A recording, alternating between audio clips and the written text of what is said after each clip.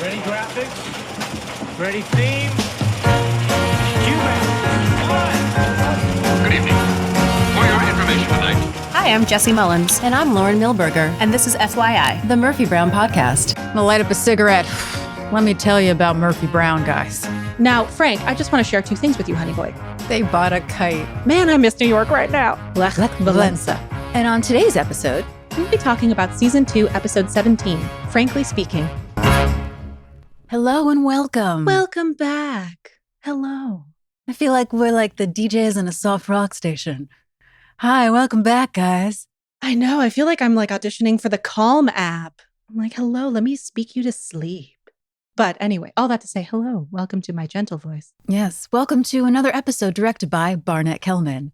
That guy! And it's written by very good friends of the podcast, Stephen Peterman and Gary Danzig. And it aired on the day that I became a woman in the Jewish faith. Oh, congrats! It was my 13th birthday. Lady Lauren began. Which was February 5th, 1990. So this is an episode that I don't remember that much, same as last week, because you were busy. Well, it was my birthday, although odds are I didn't have a party because my parents spent so much money on my bat mitzvah. Like, you ain't having two parties. No. So this would have been the Monday after my weekend party, and all my relatives were in town. So I was probably busy with some cousin from Arizona to watch. Yeah, Murphy you were not Brown. Available to watch your favorite show. Yes, I did not. But it is still enjoyable nonetheless. But it's a little newer to me than normal. Which is fun because I have to say, this is, I'll point this out a little bit later as we're going through, but this is an episode where I feel like this is, I mean, we've seen flashes of our beloved neurotic Frank before in the show, but this feels like the neurotic Frank that I know so well. This feels like the moment that the nail got hit on the head as far as like Frank's neurotic rambles. Yeah, like you can just sort of imagine when they were pitching this episode, when all the writers were like, okay, let's pitch jobs that this girlfriend can have. And someone said psychologist, and everyone went, oh, yes. Oh, yes. Well, I also feel like, again, I'll point this out when we're there, but he has this one particular monologue that I really align with modern neurotic female characters in the style and the way that it's given. It feels very Amy Sherman Palladino. Like, it feels very Gilmore Girl Maisel-esque in this. And it feels like a neurotic female that is now very common. That's a good point. And if you think about it, the sort of, stereotypical female, male sitcom personality are sort of switched with them. Mm-hmm. Well, the vulnerability. Yeah, that's not something we normally. And that's why we love the shows, because Murphy is playing what is a very traditionally male role in this friendship dynamic as Frank is spiraling out. All that said, we should probably just get into the episode and talk about what he's spiraling about. Mm-hmm. So we open to Murphy's office with, I have to assume, even with the TikTok generation, is a very familiar sound of a James Brown ow, which I'm not even going to try and replicate. That's pretty good, though. Thank you. I could move away from the mic and really do it as I was practicing earlier, but I don't want to be mean to James Brown. I love that you were practicing. That's really great. I was like, could I bring this? No, I can't. I accept my limitations. So we are ushered in with the familiar opening of I Feel Good by James Brown, also known as I Got You, parenthetical, I Feel Good. Which I did not know until this episode. Did not. The things we learn. This song is iconic. What's interesting is that it's technically his second big charting song, but it was kind of a return to the top of the charts for him. So I Got You, I Feel Good was his second big hit, a very similar instrumental arrangement to his first hit, which was Papa's Got a Brand New Bag. Another one that, as soon as you hear that, you start hearing it.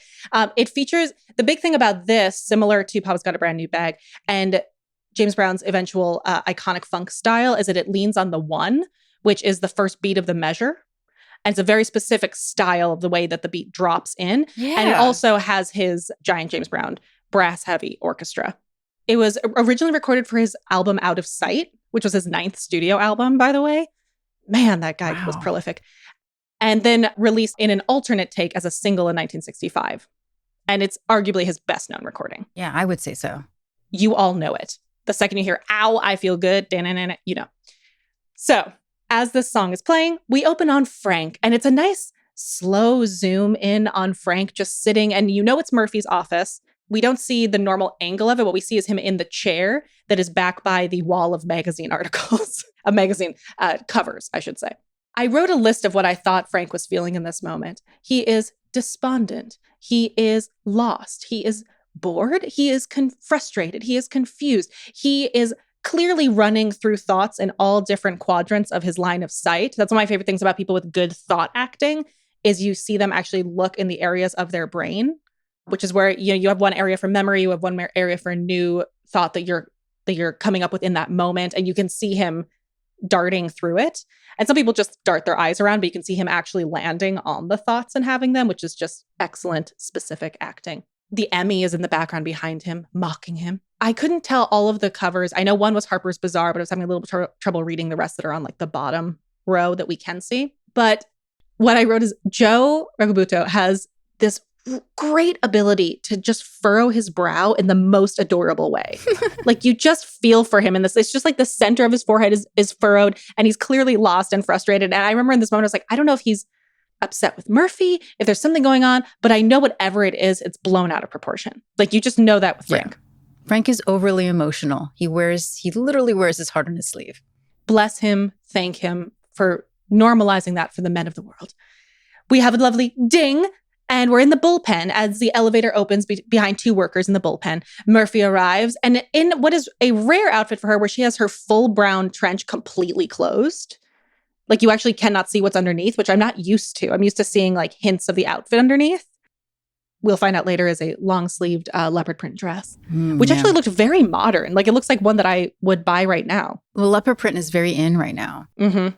Well, also like the cut of it. The cut looks like a bit of a looser style that looks a little more like, I guess you could say, I feel like I see these things at like Zara a lot now, but I feel like it's also because we're at the point where they're recycling old shapes. And we did have some baggy shapes in the 80s. Yeah, that's true. I mean, when I see this outfit, I like this outfit, but it doesn't feel like quintessential Murphy. This is the outfit that, and I think we've seen this before in season 1 or something like it, but this and like the purple dress she wears at the beginning of season 2, I always think this is them still figuring out her look. Yep. It looks like, yeah, Murphy's just having an off day with her like casual outfit. I will say later when she's in like a turtleneck and like a chunky belt and everything at home, that feels very Murphy. Yeah. So Murphy arrives in her brown trench coat and makes her way to secretary number 28, which means last episode, 27 must have been. She has a blonde tucked in French braid. She's in a blazer and a skirt and glasses. She looks potentially efficient. Yeah. Like she's dressed well for the job. Okay. Murphy sees her, slows as she sees the new person, does a lovely eye roll and breath as she makes her way toward. And in this monotone that sounds like a kid who has to make an apology to someone. Hi, I'm Murphy Brown. You must be my new secretary. She's so tired of saying it. And the blonde stands up and seems to be very professional, stands up, reaches her hand down and says, Susan Mason, I need a raise. Susan, don't take the job. Susan. And Murphy goes, what? I can't live on this salary. Why don't we talk about this after you've been here a while? Maybe 5 minutes? And what I love is Susan then looks at her watch and goes, fine. And I have to say, Susan, I was on your side at first because we've all been in that place where like you just have to take a job, but the things that they want to pay people for, they do not pay enough. But Susan, you did not go around this the right way. That is actually the last we see of Susan. So I don't think Susan got her raise. Yeah, I don't think she did either. Also, spoiler, we know there are 99 more secretaries. So Murphy enters the office. Frank is still in there. Frank looks awful, she tells him. Frank just launches into, it's a childbirth thing, isn't it? We put you through a couple hours of labor. You put us through a lifetime of hell. To which Murphy, another great date last night, eh, Frank? And this is when she takes off her coat, reveals the leopard print dress. I mean, isn't the whole thing that men are trying to get back into the womb? Isn't that it? I mean, heterosexual men, I should say. Also, I love Frank and I love this joke, honestly, because it's hilarious. But I have to say, a couple hours of labor is the dream for most. Good point. Most would love just a couple hours. That's an excellent point, Jesi. You know, Frank, it's okay. He's doing his best. He's stressed. Yeah. And his mother had what I forget. Is it like 10 children? Yes. 8 children? So Murphy tells him that she keeps telling him he picks the wrong women. They're either obsessed with their careers or living with someone named Spike. Then when it doesn't work out, he comes to her in agony, expecting her to explain the meaning of life. And she grabs her breakfast. She says, I need a jelly donut for that, Frank. A big one. Don't we all, Murphy? But he swears it's a different this time. This one is different. Last night's date was number 5, which actually, I know, shocks her. She goes, it breaks the old record by what? 4? I've never felt so in tune with Frank at that moment. I know. I was like, oh, it's like, oh, I'm like Frank. Oh, the last Frank. time I've been on a 5th date. It's a huge deal. And he says this is different. This woman is everything he's been looking for. She's beautiful. She's smart. She's a psychologist. Now not only does he have this woman that he's falling for, but he can also finally sleep with his closet door open. Oh, yay, Frank.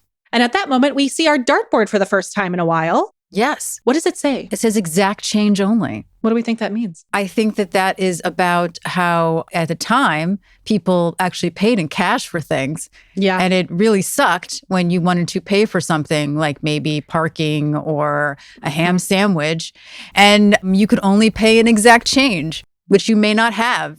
I can see that being annoying in 1989. I remember those signs very clearly. Yeah, Murphy says, well, this sounds pretty serious, Frank. You wouldn't by any chance be... And before she can say anything, Frank stands up and starts pacing and says, no, immediately interrupts her, begging her not to say the word. This is terrifying enough. Her name is Alexandra Endicott Payton. Which pretty much just means shiksa.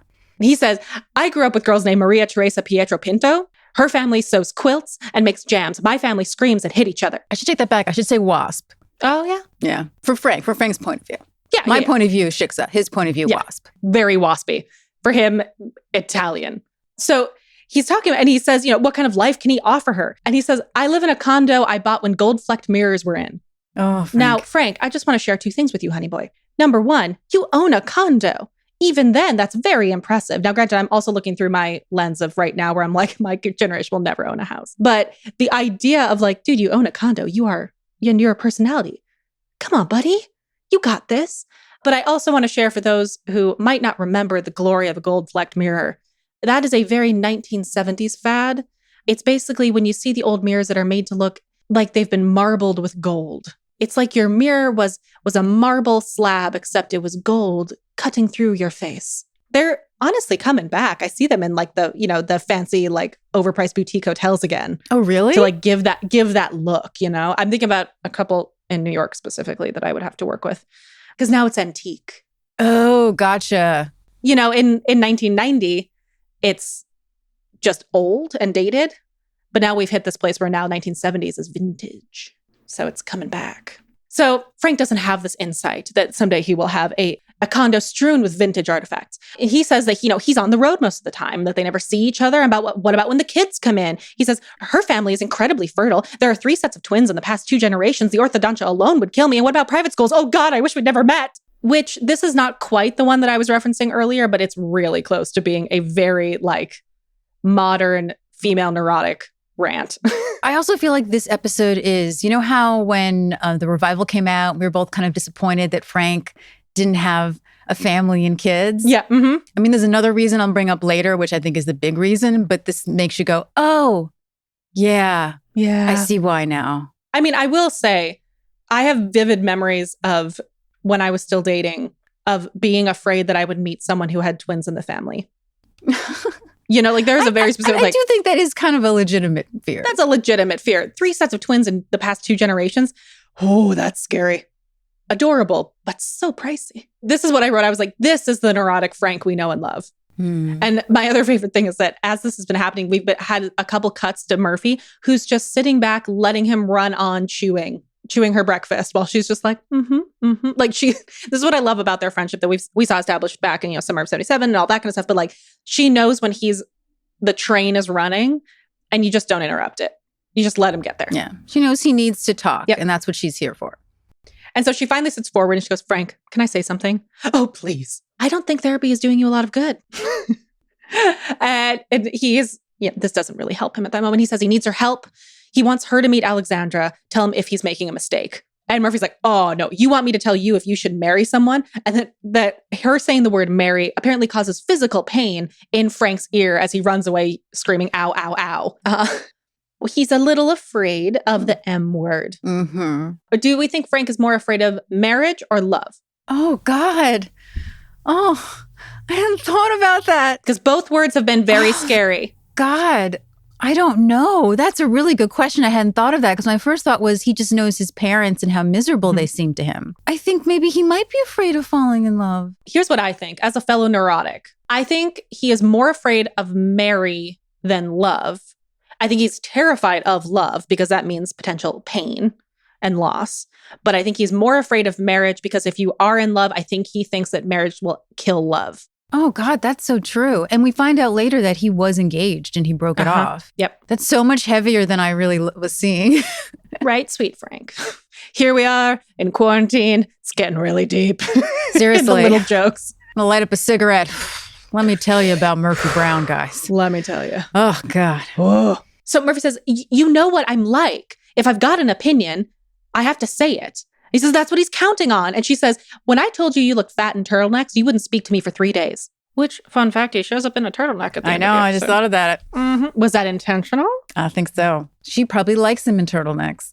Or he was trying to look fat. Oh, my God. I love that I went there. I was like, he's trying to look as bad as possible. God, Frank, that's so manipulative. That's Murphy's job. It might have been that she likes them and now he's back in turtlenecks. That might actually make more sense. So he says, well, it's just great that he's on the brink of a life-changing decision and his best friend wants to stay home on the sidelines. And she says, yes, she could do this. If she thinks Alexandra is wrong, he will hate her. He has to make his own decisions. And she says, marry her, have 8 kids. I'll meet her at your 40th anniversary. That way, if I don't like her, well, I'll be dead soon anyway. Fair point. And he begs her. He just says, just one lunch. You'll love her. And then this is my favorite Frank monologue. Not that I love her, although I might, but I can't really be sure because I've never been in love before. At least I don't think I have. Actually, there was this one time I thought I was in love, but maybe I wasn't. Oh God, see why I need you? Which is the most. Oh, it's the best. It's so good. It's just it's a modern neurotic. I feel like Zooey Deschanel's done that several times. Like, who is Frank? I'd be like, let me show you this monologue. So she says, fine, Phil's 1:00. Oh, thank you. And he grabs her hand and kisses it like 3 times. And we cut to Phil's. Murphy's confiding in Jim that Frank is her best friend, and she might be about to meet the woman he's going to marry, and she feels wrong and uncomfortable about it. And Jim gives this amazing speech that I didn't even really write down because I thought that, Jesi, that you would have done that. It was just also a really long speech. It's a very long speech. I wrote down my 2 favorite lines from it. I wonder if they're one of mine because I wrote down the last line, which I thought just sort of like summed it up. But the one I love beforehand is when you realize he's about to launch into more than just a sentence, is he says a couple things and then he goes, oh, sure, they're complex, but then life's complex and I wouldn't have it any other way. And then he goes on this long ramble and I was like, oh, Jim is pontificating. Seriously, he's very much in the anchor zone right now. Mm-hmm. And then he ends on, but you'll look back on this and say, I may have been uncomfortable, but damn it, I was alive. That's what I wrote down. But damn it, I was alive. I was alive. And all she wants to know is if it's wrong for her to feel uncomfortable about meeting the man her best friend might marry, the woman her best friend might marry. And also that the camera sort of moves with Jim, which you don't see a lot in sitcoms. And I was like, I wrote camera work, damn. Like, that really works. It really took us to a different place. It felt like it took us into the aura that is Jim as an anchor. Yeah, which we haven't gotten a lot in sort of his real life, quote unquote, lately, off FYI. So Corky and Miles rush in. They're excited to know if Murphy has met her yet. Murphy, of course, chastised them for being late. Now, I think we can already tell, even though we do find out that not everyone was invited. Murphy is so nervous that she's making everybody come. Corky says that they're late because Miles was having a hair emergency and he proceeds to show Jim his dry scalp, which all coworkers do. And Corky chastises him for using the samples that come in the mail. Man, that just doesn't happen anymore. Yeah. So they all sit down and sort of Phil comes over with menus, which, sort of shakes everyone up because, like they don't need menus. They're there all the time. But he's very adamant that they look at the menus because he's created celebrity sandwiches, which idea he got from the Stage Deli in New York. Jim is an American classic, is what it's called. It's a bacon, lettuce, and tomato on toast. Corky decides that she's going to order her sandwich, which is a peanut butter marshmallow fluff on white bread. It's a fluffernutter. It is a fluffernutter, but it does describe her perfectly. It is her. Yeah. Jim sort of, tries to not be like, oh, I guess I'll order mine. Oh, I'm not flattered or anything. And Murphy is offended that her sandwich is tongue on rye with spicy mustard. I mean, can't knock your accurate branding. Mm-hmm. She asks if she can sue. Phil says his lawyers told him no. And then Miles is offended that there isn't one named after him, to which Phil reminds him that producers aren't celebrities. Mm-hmm. And then asks him if he would like a nice Fontana Frank. Now, I have two things I want to talk about here. One really quickly, I don't know if anyone is aware, but Smashburger, and I don't know if they do this every year, but they did a special thing at least a couple years ago where if you had the name burger and any derivation in your name on Hamburger Day, you got a free burger. And my entire family was ecstatic. So jealous of that. And also, I started thinking, like, what is the history of naming sandwiches after celebrities, right?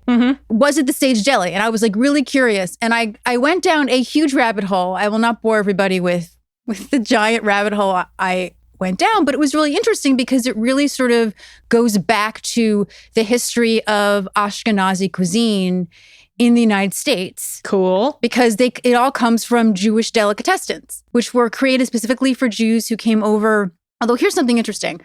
The popularity of them really sort of became around like 1880s when a lot of Eastern European Jews, hence who usually are Ashkenazi and their Ashkenazi delicacies, were coming to America because of the pogroms. They were escaping from the pogroms, and also eventually Jews were not allowed to be educated. That's, I think, a big reason why some of my family came over. It's really fascinating. But the stage jelly debuted in 1937, and it was at the time sort of in a Broadway area. So a lot of people probably know the stage jelly from The Marvelous Mrs. Maisel, which is not the actual stage jelly. The stage jelly, unfortunately, did close. There are not a lot of these sort of, original places left. There's Barney Greengrass, which Midge does refer to herself as a Barney Greengrass type girl because that was going to be up on the Upper West Side. And the Second Avenue Deli is still available, but it's not on Second Avenue anymore. Yep. And then Katz in the Lower East Side. Which most people probably know. Yes, because it's the famous I'll have what she is having scene from When Harry Met Sally. Now, these places eventually became, a place where celebrities went. There were, autographed pictures on the walls. Here's one of my favorite quotes about the stage jelly and the Carnegie Deli, which were known, of course, for their oversized portions and over-the-top attitude. Tom Merwin, professor of history at Dickinson College and author of, get this, Pastrami on Rye, The Overstuffed History of the Jewish Deli, said, for example, Carnegie is a symbol for what I call the ethos of excess. Oh. Isn't that great? Because of the huge portions. Right? And it's played an important part of American Jewish culture. So the celebrity culture surrounding these places, because they were in the theater district and they were known as, like in Maisel, where all these, even though Midge and Susie hang out at the Gaslight, they go to the stage deli to network specifically. Yeah, because that's where everybody is hanging out. The sandwiches were very expensive, lower turnout, and honestly, huge high New York rents are why the stage deli and the Carnegie Deli eventually did close. Although there was a rumor that the owner of the Carnegie Deli, I had to mention this, the rumor was that during her nasty divorce, the owner, Marion Harper, who had taken over the Carnegie Deli from her father, went through a nasty divorce in which her husband allegedly stole the deli's prized pastrami and cheesecake recipes and shared them with his mistress. Oh, what? That is such a specifically low blow. Yes, and I felt I had to mention it. So the number of Jewish delis in the United States has plummeted from about 1,550 kosher delis in New York alone as of 1931 to just a couple of hundred kosher and non-kosher. So what I actually found out is that none of these places started the celebrity sandwich, even though eventually they were known for it. It was Reuben's, which, by the way, is not just a sandwich. I did not know this either. Reuben's was an actual restaurant and a chain. And as of at least 1922, their menu stated Reuben's famous sandwiches, listing 42 sandwiches, 9 of them named after celebrities in stage and screen. Some people say, oh, well, they were just publicity stunts. There's a lot of stories around the family that he was trying to impress an actress, so he was trying to get with a girl. Also, these sandwiches could be priced at a higher rate. They were going for 75 cents in 1922. Or even a whole dollar, which could be an entire meal, whereas a sandwich was usually about 35 cents. By 1948, the slogan of Reuben's was "From a sandwich to the national institution." And there's still no straight story on who actually created the Reuben. Interesting. It sounds like Reuben had a big ego, and he took a lot of credit for things that may have not been his, but we don't really know. But he started Reuben's in 1908. And they think around like World War I is when he first, at least the institution of the restaurant, first named its sandwich after a silent film star. Wow. Yeah. I have to say, this entire conversation is making me really want a Kaiser roll. Yes. This research made me So hungry.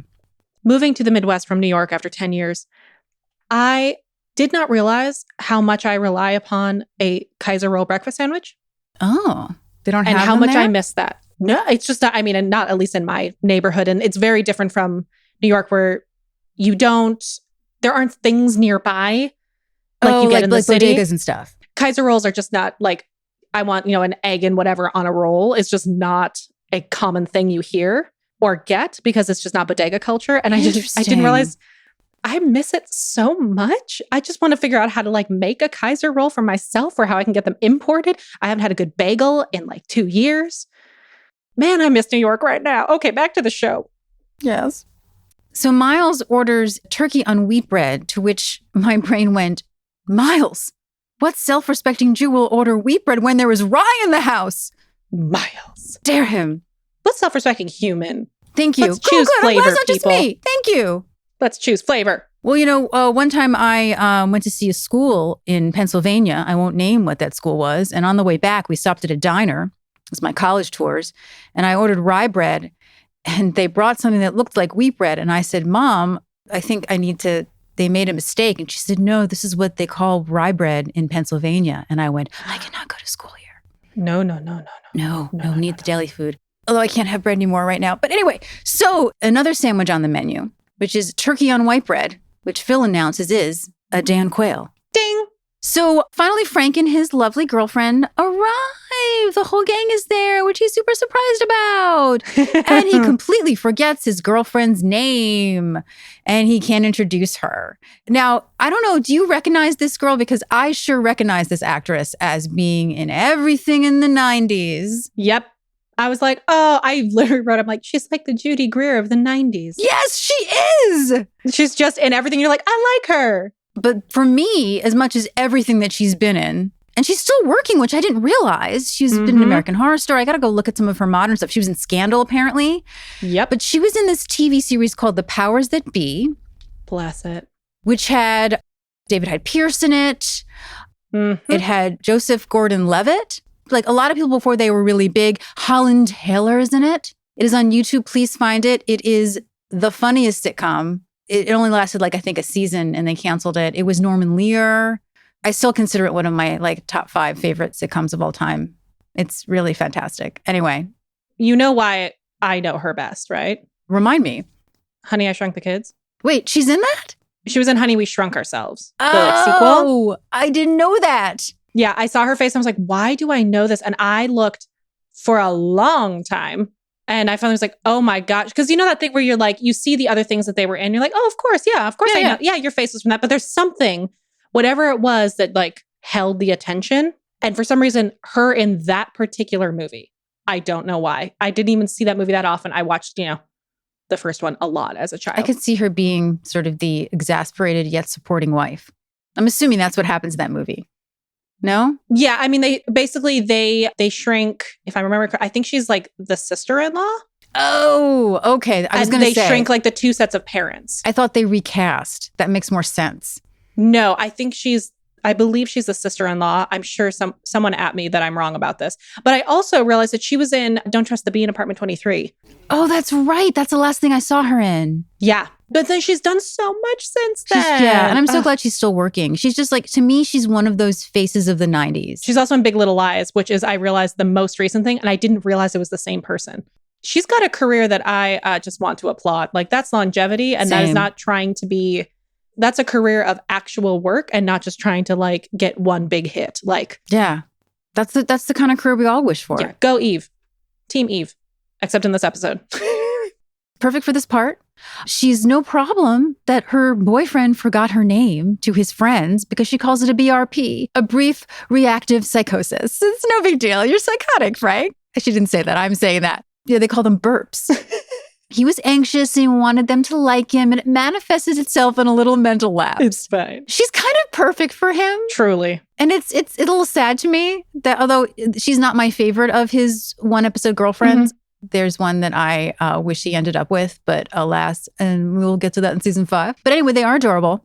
She's very sweet, very nice and mature, and seems very, really good for Frank, I think. Murphy jokes that it's a relief that his mental lapse isn't permanent. She is so honored that everyone took time out of their busy schedule. Very last minute, by the way, including her. I'm surprised she didn't have patience because she understands how they're like family to Frank. But she has to check in with her office first. And as she looks in her, I'm assuming probably for a beeper, right? Out of her purse. Murphy looks in her purse. Very subtly. It's so subtle, Murphy. Frank says it's fine because he would like to introduce her to Phil on her way to the phone. And as soon as she leaves, Murphy just goes, "What a witch," which obviously is CBS talk for another word. And everyone is shocked, including us, the audience, because she's lovely. And Murphy says it's so obvious how wrong she is for Frank. And of course, we hear Phil laughing, at the happy couple. He just loves her in the background.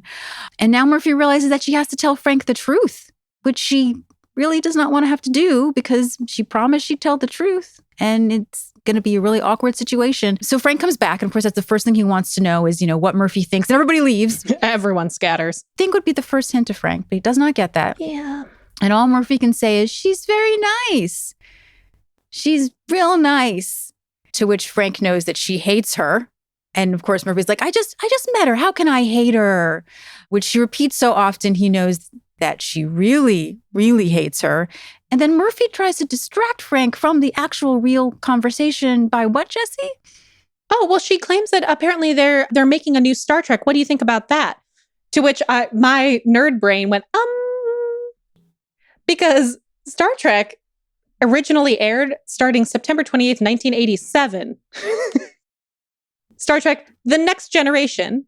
Yeah, it makes sense that Murphy would be that behind. That's so off. Like it had been out for a while. Yeah. And she doesn't mean the movie because the last one at this point would have been 88, right? Well, but also the movies had been going for a while. Like the movies were why many people think that the original series went longer than 3 seasons because it went 3 seasons, kind of stalled, and then they came back with all of these movies, of which I have a box set right up there. But the Star Trek The Next Generation overlaps with the movies of the original series, which is why they have Generations, which is the crossover and kind of the passing of the baton as the original cast kind of bows out.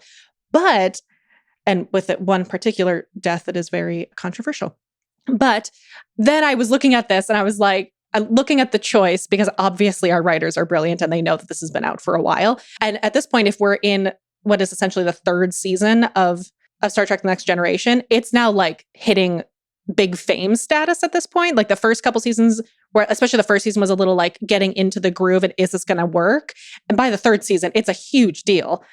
And so I realized this is just indicative of the fact that Murphy is just scrambling for anything. Like obviously the fact that there's a new Star Trek is not news at this point. So for me, it's very indicative of like, for the people watching at that time, they know that this is just a mad scramble for something. For us, we're like, oh yeah, probably it is. But in that actual context, it shows how desperate she is. That's a good point. Yeah, people would know. Yeah. Plus she's wrong. Like she thinks it's a bad idea and it's a big hit. Murphy should not be running the entertainment part of CBS. She's like, what is something we could talk about?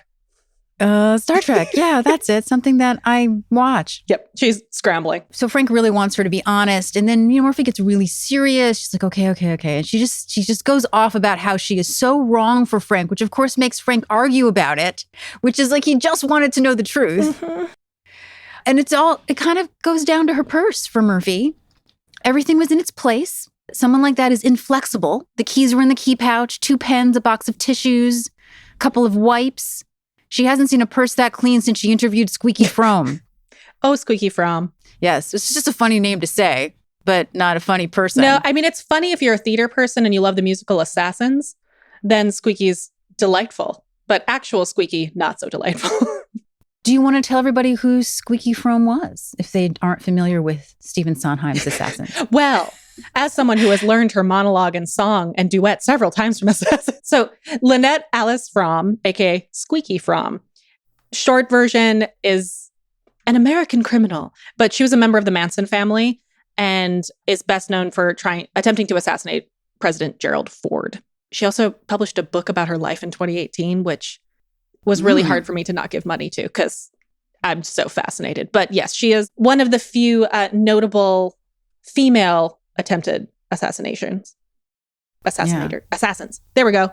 But she's a Manson gal. That's all I'll say about her.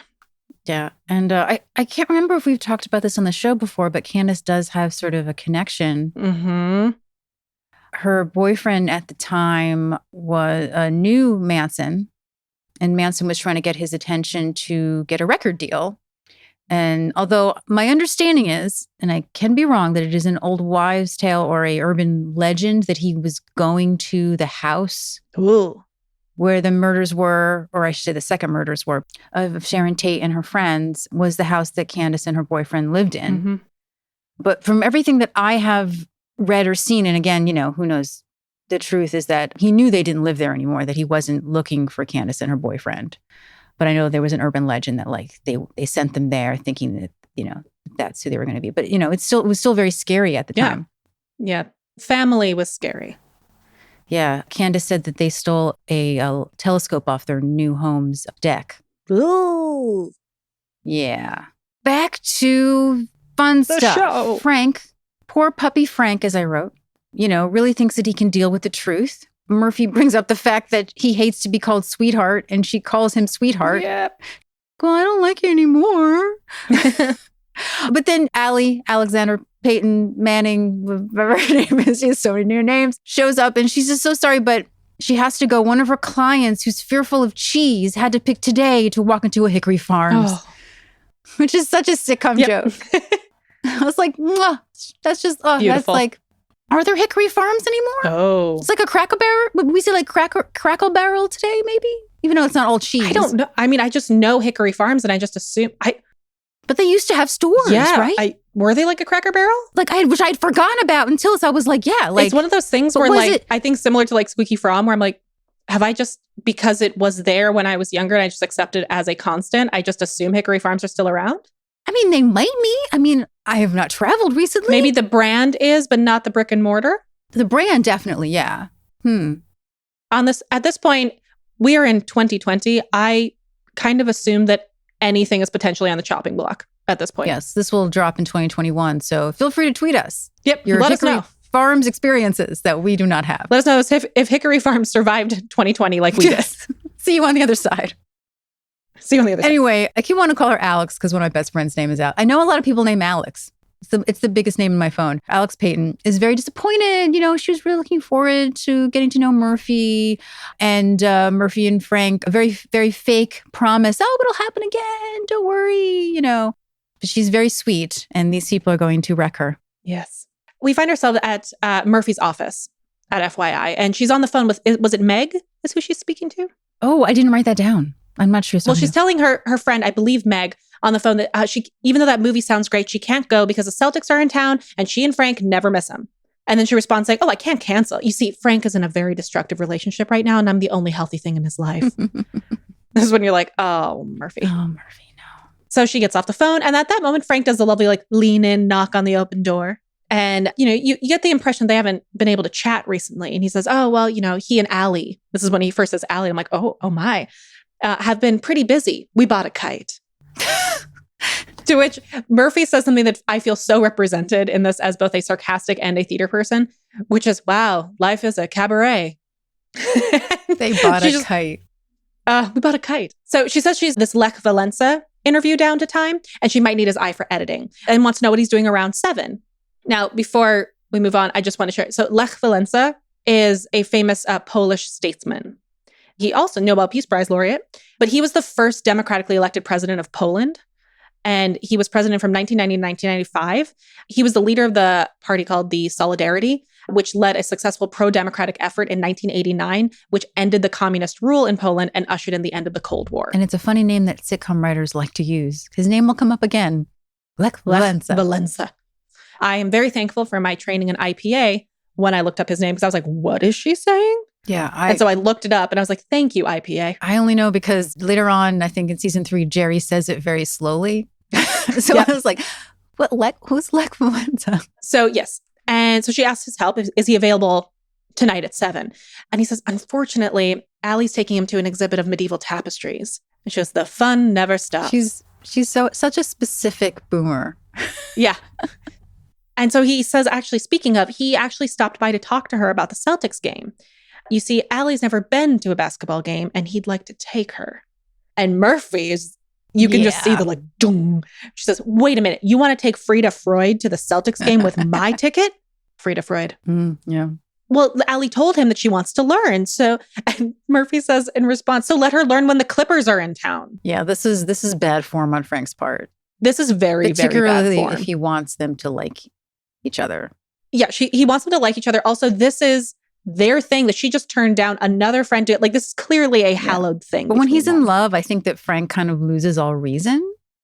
Again, Frank is doing a thing that is now a stereotypical female trope in entertainment. Well, that's why I love it so much. This idea of like the girl gets a boyfriend and immediately changes. Exactly. Like, and I think Frank is so happy that someone likes him. Yeah, and wants to learn about basketball from. Again, Allie sounds pretty great. I think she would have been really good for Frank. Yeah, it's just too early. I mean, it's like Max Medina and Gilmore Girls. We met him too early. Yeah. Oh, Scott Cohen. Anyway, she was too early in the show. He's begging Murphy because he promised Allie and he needs that ticket. And Murphy is not amused that he clearly assumed she would just give hers up and claims that actually he can't have her ticket. She's already asked somebody. And Frank says, what if those tickets is mine? And she says, you don't need them, Frank. I hear there's still some seats left for that Gregorian chant concert. Now, if you'll excuse me, I'm doing editing. And they are saying this at sidebar. I kind of want to go to a Gregorian chant concert. I'm just going to say, but that's a different thing as a singer. But she's saying this as they're leaving Murphy's office. He yells after her, keep the tickets, go to the game. I hope you sit in beer. And they exit her office and we cut to the townhouse where Murphy is in the aforementioned turtleneck, slacks and chunky belt with her hair back. I love this look. Classic I would Murphy. live in this look. It is very classic Murphy. She is sitting on her couch watching the Lech Walesa interview. Eldon is now behind her on the floor with paint cans and just the paint tarps out. And what we've discovered is she's clearly watched it. She's watching and rewinding. And you could tell that she's done this so many times because Eldon can now quote the interview in the native tongue of I Lech Walesa. love that they did that. It's so I would have done good. the same thing. I love that that's what Eldon does. Yeah, it's so good. I was a little confused because later he says something that is clearly, you're driving me crazy. But when I looked up crazy or insane in Polish, it was a different word. So I'm wondering if they're speaking in a Russian, because I assumed he was speaking in Polish. Oh, I didn't even think of that because I mean, I am Polish, but like not ethnically Polish. I only know one word in Polish that I learned from a Mel Brooks movie. That sounds right. Yeah. So regardless, he is quoting back in Lech's native tongue, which I assume is Polish. And she does another rewind. And right at that moment, clearly something goes wrong for Eldon. And he says, oh, great. That's just great. Are you happy now? For the past 2 hours, I've been trying to achieve the perfect taupe. And now I got a big can of beige. How many times are you going to play that thing? It's driving me. And I wrote out beige dominka. But That sounds Polish. it But does. what do I know? Although the Jaminka part. it may have been a different translation than just crazy or insane. It might have been a different word that is the not literal translation. Or like of a that's more slang or appropriate. something. Exactly. It's probably a translation that's just more appropriate. And I just don't know it in my very quick Googling of what is that? Yeah, I don't know. I mean, Polish and Russian to us sound very similar. So I just can say dziękuję. I assume you can say what? Dziękuję, which is thank you. Well, dziękuję. I assume that he says a version of "You're driving me crazy" with the Polish substitute at the end. I assumed that as well, yeah. Yeah. So she asks if he minds. She's trying to cut 15 seconds out of this interview and she doesn't know how she's going to do it.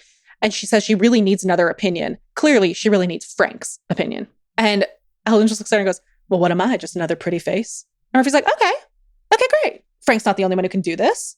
So she explains she's thinking of cutting one part, but she's worried that the cut might be too choppy. And she plays a cut, and it's a cut where she's asking Walesa if he thinks the events are moving too fast in Eastern Europe. Is there a danger of a backlash?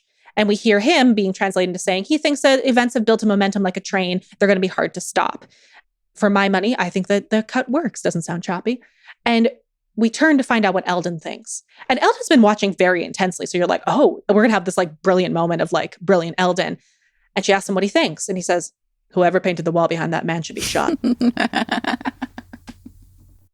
Thanks. He's been very helpful. He says that's why he's here. And he does this really sweet thing where he just hands her a piece of gum and grabs one of his own and then leaves for the kitchen. She looks a little bemused. As after Eldon leaves, she stands up. Clearly has had a moment where she realizes she needs Frank more than she needs this. So She walks around, picks up her phone, calls Frank. Now, I thought a different thing was going to happen in this moment. Oh, what did you think was going to happen? I thought she was going to leave a rambling message about all of her misgivings about Allie, that then the next day he was going to come and be in like, thank you so much. We were sitting there and she heard all of the things that you said about her. And now she's very upset. But instead, Murphy says, hi, Frank, it's Murph. And she says she knows it's late and just wants to say one thing. She feels terrible about what's been happening between them and wonders if she can talk to him for a minute. And then you hear, Frank? Frank, is that Bolero playing in the background? And why are you breathing like that? Why did you pick up the God. phone, Frank? Why did you pick up the phone? That's what answering machines are for. Anyway, here's why I called. And proceeds, the visions that I had. This moment I always remember. Yep. Because I always, even back then was like, why did you pick up the phone during Why sex? did you pick up the phone? The why are you breathing so hard is, anyway, it's so well written. And so she says, if that invitation is still available with him and Alexandra, she'd love to take him up on it. Sounds like there's an affirmation. So she says they can get back to what they're doing, but he should hurry up because the Maltese Falcon is on and clearly the call is cut off. And so we cut to... By the way, I should mention that Maltese Falcon is Frank's favorite movie. Oh, yes. So we're back at Phil's. Murphy comes in. She has a huge headache. She is rubbing her temples. Allie feels really bad. Perhaps, their big night out shouldn't have been kabuki theater. Oh, that is specific. It's very specific. We find out later that Murphy was seated next to the drummer. Ooh. No, it's not the drummer. I'm sorry. She was seated next to the... I can't remember now. What's the thing that you ding? The cymbal? The cymbals, The right? gong? The gong. Thank you. I have to leave that in because that was funny. I sound like an idiot though. Percussion. She was in the percussion section. I will say at first I was like, why do you have a headache from kabuki theater? But yes, if you are, because I love kabuki, but if you're next to the percussion, that is a different experience. I think my brain just thought drums and so that it came out of my mouth, even though that's not what she says at all. So Phil up front informs them that the celebrity sandwiches are done. They're gone. Everyone was going down the menu saying, I hate him, I hate her. He couldn't give an Orrin Hatch away. Our good old friend Orrin. Which we've talked about Orrin Hatch before. And if you remember, it's a hilarious joke, but really just insert any, representative or politician that you don't like. Yep. So now he's stuck with 20 pounds of head cheese. Oh. That sounds like an awful sandwich. Yes. No matter who it's named after. Yep. Also, second time in a row, we can see what is on the suspenders. I believe it is pool balls, correct? Yeah. Some billiard balls. Allie sweetly is going to get Murphy a damp towel on her head. So she goes off into the bathroom. Frank, wearing a turtleneck, looking actually pretty nice, does not look fat. But then again, it is a black turtleneck. So, but I don't know how Frank could look fat, but whatever. Yeah, exactly. Frank wants to tell Murphy something, but she wants to apologize for the way that she's acted, and that, she wants to spend more time and really get to know her. And really is a really beautiful, heartfelt apology, which of course leads to Frank being quite shocked. Murphy confesses that he's her best pal, and the more that she saw him going on dates with Allie, the less, she saw of him. And so it scared her. They might not be there for each other anymore, but he's, her best friend, and she wants him to be happy. But of course, Frank confesses that he's breaking up with her, and then Murphy was right. And they, of course, have a big fight because, she's doing all this work. Why couldn't he do this before they went to the show? Seriously. But apparently it's the anniversary of her grandmother's death, so he really doesn't want to, break up with her on that day. But the issue is pretty much is that even though it would seem perfect for Frank to date a psychologist, she is always being a psychologist. If he throws his socks on the floor, he hates his mother. If his food isn't touching, he's obsessive compulsive. If he waxes his car, it's a phallic symbol. And now he can't touch his car. Yeah. Well, it is. She's right about all of these things. Yeah. She does need to have a work-life She does, barrier yes. or boundary. The inflexible comment from Murphy does not seem that off. Yeah. So now Murphy feels stuck in the middle and she wants to get out of here, just as she's coming back. And Frank says that if she calls him sweetheart one more time. He loved it before. Frank? So Frank's going to go. He's going to get an aspirin. He really just wants to get the hell out of there, which Murphy's not a fan of, leaving the two ladies together. And Allie feels that as a trained psychologist that she can tell that something is going on, that Murphy feels threatened by her, and that it's all right to feel rejected. She has to face facts that she's going to be a big part of Frank's life. And she wants that famous honesty that Murphy has. And Murphy just won't do it. But she needles her, and she calls her that she's cheating her. Allie deserves the truth and she's cheating her and she's a cheater, and she screams over and over again that she's a cheater. And then Murphy finally just screams that Frank is breaking up with her, which of course she doesn't believe. Then Frank arrives and asks how Murphy's headache is. And she's startled, but her headache is gone. Magic. Allie says the unbelievable thing that she said that Frank was breaking up with her, which is ridiculous, which of course Frank calls Murphy sick, which kind of gives it away. Can I just say my favorite thing about Murphy's headache, she says, my headache is gone, but I feel you have one about to begin. Which is so good. Oh, that's right. I forgot about that. That's right. Oh, it's great. She's like, seems so happy that he's going to get it. She's like, oh my gosh, it's yours now. I also love when he calls her sick and she goes, oh, go wax your car, which is just another penis joke or fuck you joke. And then Murphy begins to coach Allie to be more like her, because she's trying to drop in with her feelings like a good professional, and she can't really do it. She's blocked. And so Murphy encourages her to be angry and not emotionally open. And she just screams at Frank. And Murphy looks so proud. They both really need what the other one has. It's a beautiful moment. You're like, I feel like you two could really do good things for each other. Like if you didn't even know, you'd go, I think these ladies are about to be good friends. Cut to in Murphy's office. And we find Frank back in his starting position. Same pose, same furrowed brow. And Murphy enters in what is, I think is a very Frank outfit. She's got a cap. She's got a bomber jacket. When she takes the jacket off, I mean, we've seen this outfit before, but the whole outfit is pretty much like the same outfit that Minnie Mayim was wearing last episode. Yep. I was like, This works. So Frank says he knows she's angry and she has every reason. He just wants her to get it off her chest. Like he's clearly been there for a while, just being like, let's just get this over with. And she says, no, it's fine. You know, she put it on herself. She had a choice. She made the choice. And then she made the choice again. And just like he had a choice to run like a dog. And so we find out what happened after we saw them, which is that Frank says, I had to. She threatened to rip my face off. I'm a television personality. I need my face. And he said, besides, he thought the sooner he got out of there, the sooner she could begin the healing process. He doesn't want her to suffer. And which felt very like, oh, yeah, I did it for her, which was like coward. And Murphy says, oh, no, she's not suffering. She met somebody else. And Frank is like, what, somebody else? She goes, oh, yeah, at about 2 a.m., Mr. Wright made an appearance at Oil Can Harry's. To which Frank says, you took her to a strip joint? Well, guess what? It turns out it was Allie's idea. And Murphy says, man, when she cuts loose, she's amazing. She did a number with Zorro that brought the house down. And Frank says he can't believe it. She says, oh, yeah, she stuck a $20 bill down his pants and then went back for change. Exact change, perhaps. Oh, yes. Ding, ding, ding. And she said they talked, they laughed, they exchanged revenge techniques. And that's when Frank goes, what? And he's asked, well, what did you tell her? Because as we know, Murphy's abilities to revenge and throw some pranks is renowned. And she says, oh, she told her a lot. Apparently Allie was especially interested in what she did to that guy in Buffalo. Remember him? And you see Frank's terror, and he immediately, like, he just starts repeating, oh my God, and running for the elevator. And she goes to her office door and she yells after him, I better stop at the hardware store and get some deadbolts, the big kind.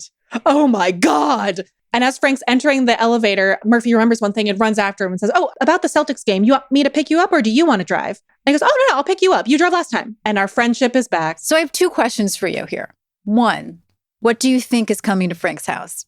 I have an idea. Oh, please tell me. I think it's a wild animal. I did too. I was like, there's going to be like a crate of something that just gets like open. Like a leopard? I was thinking more like large rodents. But okay, that I could see that. But would large rodents be able to get past a regular deadlock or a door? She told him to go by those huge deadlocks. So I was like, a panther? See, my thing is that I don't think Murphy nor Allie would do something that could actually kill him. I think it's more of rabid pests. Yes, but everything is a cartoon in this show when it comes to her pranks, right? But that's why I was thinking about like beavers or things that can like get through doors, and that's why you need metal. Have you seen the video of the beaver who's in the house trying to make its own little like... Oh, you mean the TikTok account that I follow? That's the beaver that like lives in this lake house because his dam got washed away? Wait, it's an entire TikTok? I did not know this. Yes. Yeah, he like, it was raining out, and so he just like stands outside the like back door until the woman lets him in, and then he just kind of hangs out in the bathroom for a while, and he comes back all the time. Oh my God. I love him. So I think maybe that's why I'm thinking beavers. I imagine that it is a large number of destructive, but not because it's comedy, but not actually dangerous things. That's true. Maybe the deadlock is so that she doesn't get in the house, but still he was like, get the big kinds. He's like, oh my God. Yeah, I assumed that the deadbolt was because she was going to break into his apartment soon and leave the things that were the problem. And they need a deadbolt because then it's harder for her to get into his apartment. But I guess the fact that his oh my God got worse when she was like the big kind. Either way, we think it's alive. I think it's alive, yes. Okay, and then my second question is the end of this reminded me of an aspect of Toby and CJ's relationship on The West Wing. Now, for those of you who haven't watched The West Wing, you don't need to be able to follow it. I'm just going to bring up something that was brought up in that show and relate it to this. Do you remember at the end, Toby said to CJ that the reason that she didn't seem to need a male relationship, a non-friendship relationship, a partner during her time in the White House because of all the testosterone that part of her life was filled through all of the attention from the men that she worked with who were her friends and all of the attention from the people in the press room who flirted with her. And so she had all the male attention that she needed, whether she realized it or not. Mm-hmm. And it allowed her to focus on what she wanted, which was her career. Exactly. I know this was a little controversial at the time for some people who felt that this wasn't CJ. I, as an older woman watching that, I could feel that. And that felt real to me. Do you think that that's what happened with Murphy and Frank? They already had that bonding relationship. And obviously they were getting sex outside from like being on a couple dates and doing things that they always came back to each other because they always had that in their lives. They didn't even realize that they were missing it. I agree. I think that it reminds me of some people I know where while one or both will have, romantic more flings or more casual connections outside, they essentially serve the role of life partner for each other that then allows them to not have to worry about commitment to someone else. It scratches that itch so they can go have the things that the other one won't provide. It's one of those things, I feel like it's the actual platonic potential argument for not men and women can't be friends but I think it's the difficulty of being friends with whatever gender it is you happen to also be attracted to is that you can allow yourself to remain a commitment phobe if you find someone who fulfills that life partner role for you, and then you can just go have the fun stuff on the side that they clearly have, but you don't need to look for your soulmate because they are your soulmate in this own way. Yeah. Like it's safe. Yeah, it's safe. And you're not going to, that's the great thing about having those friends that serve that role for you is that when you're in a friendship and you don't have those stakes of, are you my one? You know that you're not going to lose that. Like that part of your life isn't going anywhere. And I think that's why this like modern conversation of where does love live in our lives is really great. And I think relationships because these shows were created and airing during a much more heteronormative time for entertainment. So now we see it and even more as, we open our minds to gender politics and gender roles. But this idea of like having these platonic friendships like Frank and Murphy, like CJ and Toby is really important for that conversation of you can have a life partner that is not romantic if that's not what you're looking for at that time. And, something that I think the CJ character is indicative of is that also Murphy's, I think, is a little more complicated. But with like the West Wing, one of the things they talk about is that you only get this job for this many years. And for that time, it is the most important thing because it's going to be done. So for someone like CJ, it's great to have that attention so that you're scratching that itch and you don't feel like you're losing something because then you get to focus on what matters, which is this very short, very focused time span. For someone like Murphy, her career is not going anywhere. So it really feels more like both a very beautiful friendship, but also they enable each other to stay in these unhealthy patterns of and it was something phobia. that I really hadn't seen obviously because we're seeing this through a more critical eye, through the podcast. And so now going back and then also connecting it to how we know in the revival that they end up, which, it seems to me that they raised a child together, whether they lived under the same roof or not. The closest to a father that Avery had was Frank, which you see when he's in the hospital, right? But yeah, I think that their relationship, because it's so close, is unfortunately destructive of them having other relationships. And I think a lot of it is out of fear. You get comfortable with somebody.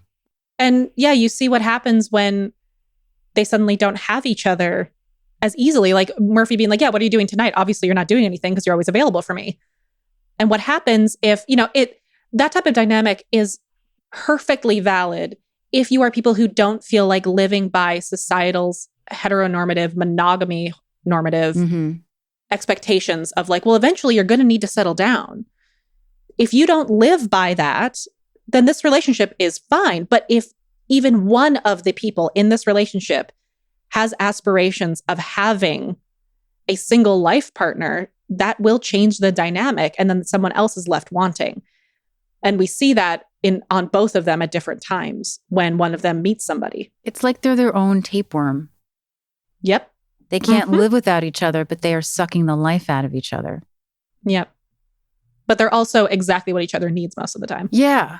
So it makes me less upset about that. Not that I was upset, but like we were a little disappointed, right? And I don't feel disappointed anymore. But I do think that it's a little sad because, this sort of dual relationship is on one hand extremely satisfying, but also putting a block between them having meaningful relationships with other people other than themselves. Yeah. It's a little more complicated than I thought.